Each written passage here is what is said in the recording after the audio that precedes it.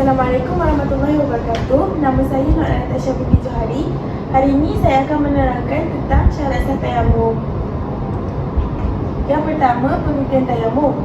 Tayamum ialah menyapu debu tanah yang suci ke muka serta kedua tangan hingga ke siku dengan niat dan syarat-syarat yang tertentu. Tayamum ini merupakan satu kelonggaran yang diberikan oleh Allah SWT untuk menggantikan wudu apabila tak ada air ataupun seseorang tu atas sebab kesihatan. Contohnya macam ada luka, lepas tu kalau kena air dia akan memudaratkan orang tu. Lepas tu tayamum ni bertujuan bukan untuk membersihkan fizikal daripada kotoran, tetapi untuk membersihkan diri daripada hadas, untuk membenarkan kita membuat ibadat iaitu solat. Okey, seterusnya dalil tayamum.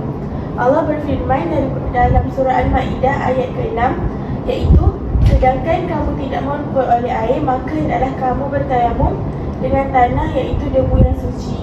Maksudnya macam tak ada air lah dekat tempat tu, maksudnya kita dah berusaha nak cari air tapi tak ada. So kita dibolehkan untuk menggunakan debu yang bersih.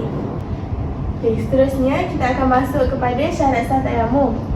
Syarat sah tayamum yang pertama ialah niat, iaitu berniat di dalam hati untuk mengharuskan solat ketika menyapu debu ke muka dan tangan. Sebelum kita bertayamum, kita kena niat. Contoh niatnya ialah sahaja aku bertayamum kerana Allah Ta'ala. Okay. Yang kedua, bersih dari najis. Perlu membersihkan diri daripada sebarang najis sebelum bertayamum. Maksudnya kita perlulah memastikan diri kita ni bersih daripada sebarang najis, daripada hadas besar ataupun hadas kecil.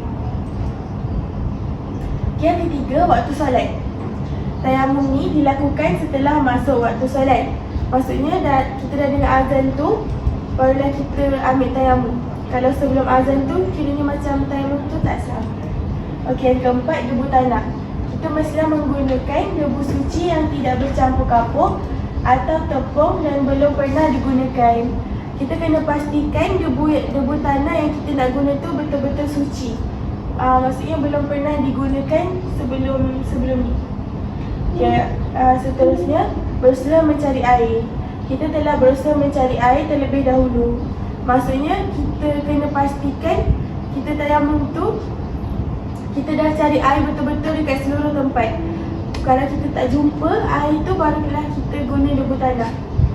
Okay, sekian, terima kasih.